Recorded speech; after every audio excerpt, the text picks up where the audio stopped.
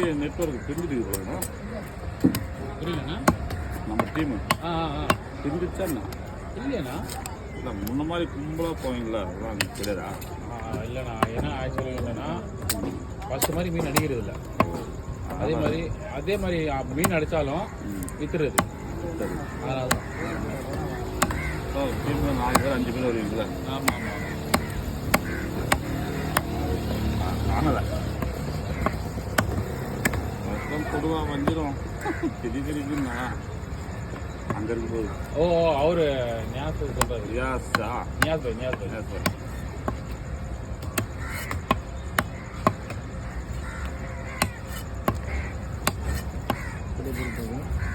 பாய் cover எடுங்க